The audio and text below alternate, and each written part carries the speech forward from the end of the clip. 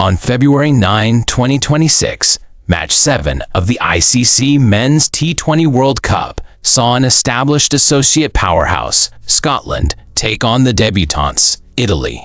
For Italy, this was their first ever appearance on the world stage. For Scotland, it was a must-win game after a tough opening loss to the West Indies. The atmosphere was electric, the stakes were high, and by the end of the day, records would be shattered. Italy won the toss and elected to bowl, but they quickly realized the magnitude of the task. Scotland's opener, George Munsey, was in a mood for destruction. Munsey played a vintage knock, smashing 84 runs off just 54 balls, anchored by 13 fours and 2 sixes. He shared a massive 126-run opening stand with Michael Jones, the first ever century partnership for Scotland in World Cup history.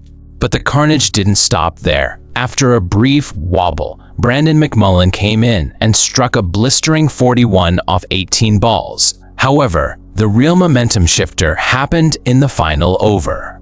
Michael Leask arrived and turned the game into a highlight reel, hammering 22 runs off just 5 balls.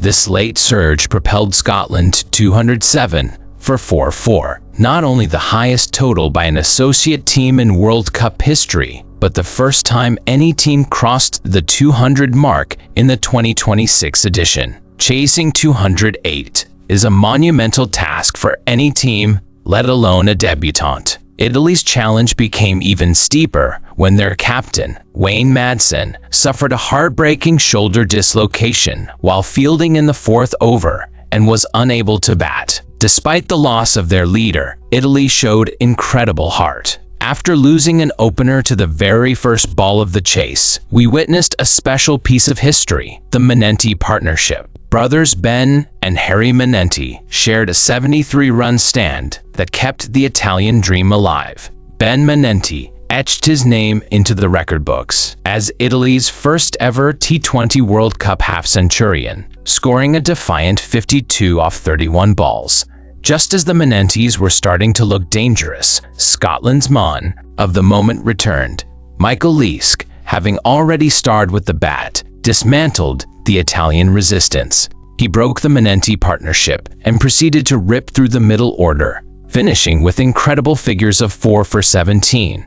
His performance wasn't just effective, it was historic. These were the best ever bowling figures by a Scottish player in T20 World Cup history. Italy's lower order eventually folded under the pressure of a soaring required run rate, and they were bowled out for 134 in 16.4 overs.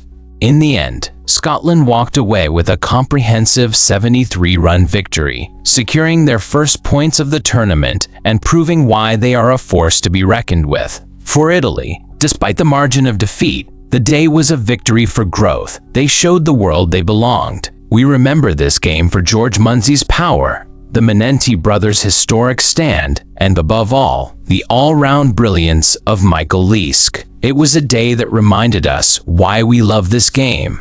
On February 9, 2026, at the historic Sinhalese Sports Club in Colombo, the Zimbabwe Chevrons made a statement. Zimbabwe captain Sikandar Raza won the toss and elected to field, trusting his pace battery to exploit a bouncy, skiddy Colombo track. What followed was a masterclass in pace bowling. Zimbabwe's trio of 6-footers, Blessing Muzarabani, Richard Narava, and Brad Evans, simply overwhelmed the Oman top order. Muzarabani, returning from a back injury, struck 3 times in the power play, leaving Oman reeling at 23 for 4. Nagarava and Evans were equally relentless, each claiming 3 wickets, to ensure the pace attack took 9 out of the 10 wickets to fall, a first for Zimbabwe in World Cup history. Despite a 42-run resistance from Vinayak Shukla 28 and Sufyan Mahmood 25, Oman was bundled out for a meager 103 in 19.5 overs. The innings ended with a spectacular diving catch by Brian Bennett, who ran 20 meters to dismiss Nadeem Khan. Zimbabwe's response was aggressive. Taduanashe Marumani blazed 21 off just 11 balls, including 4 consecutive boundaries. However, Oman's Sufyan Mahmood briefly threatened a comeback, taking 2 wickets in the 4th over. including a stunning diving catch by Wasim Ali to leave Zimbabwe at 43 for 2. For a moment, the SSC crowd wondered if a miracle was on the cards. Those hopes were quickly extinguished by the maturity of young Brian Bennett and veteran Brendan Taylor. The pair added 68 runs for the third wicket, batting sensibly and punishing anything loose. Bennett, in the form of his life, anchored the innings with an unbeaten 48 off 36 balls. There was a moment of high tension, however, when Brendan Taylor pulled up with a hamstring injury while running a second run. Clearly in pain, the veteran had to retire, hurt, on 31, leaving the field limping, a sight that shadowed an otherwise perfect day for the Chevrons. Captain Sikandar Raza came out to finish the job, hitting the winning runs with a boundary to seal an 8-wicket victory with 39 balls to spare. This was more than just 2 points. It was a net run rate boost and a psychological win that propelled Zimbabwe toward a historic campaign. As Blessing Musarabani accepted his Player of the Match trophy, the message was clear: Zimbabwe is back, and they mean business. Thank you. On February 9, 2026, the stage was set for a Group D encounter between the perennial powerhouses South Africa and the rising maple leaf nation, Canada. Canada, having won the toss, chose to bowl first, a brave decision on a pitch that promised runs, but one that would soon test their discipline against one of the most explosive batting lineups in the world. South Africa started with intent. Captain Aiden Markram led from the front, smashing a 28-ball 50 and finishing with 59 runs from 32 balls, including 10 boundaries. He anchored a strong start alongside Quinton de Kock, reaching 50 runs in 4.3 overs, while Canada's Anj Patel performed heroically on his home ground, taking 3 for 31 and dismissing Markram, Rickleton, and Brevis in quick succession. South Africa's depth was too much. David Miller, 39, and Tristan Stubbs, 34, forged an unbeaten 75-run partnership for the 5th wicket. A late flurry of sixes in the final over pushed the score to a towering 213 for 4, setting the tone for a dominant evening. Faced with a target of 214, Canada needed a miracle start.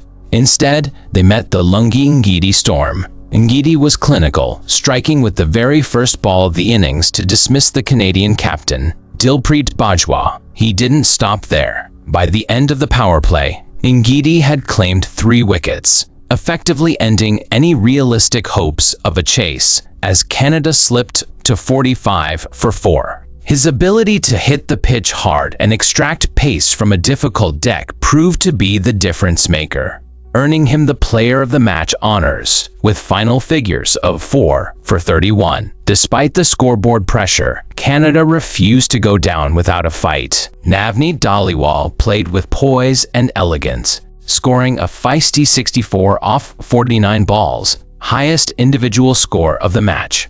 Supported by Harsh Thakur, who made a solid 33, Dhaliwal shared a 69-run partnership that frustrated the Proteas' middle-over attack.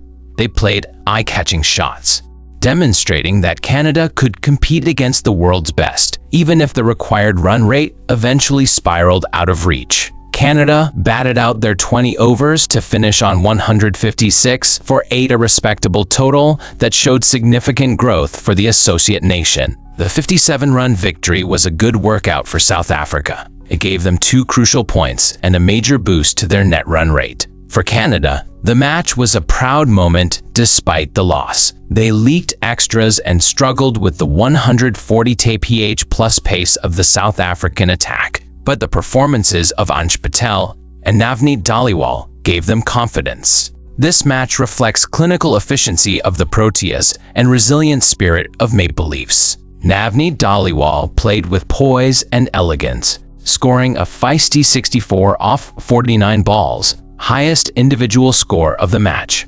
Supported by Harsh Thakur, who made a solid 33, Dhaliwal shared a 69-run partnership that frustrated the Proteas' middle-over attack.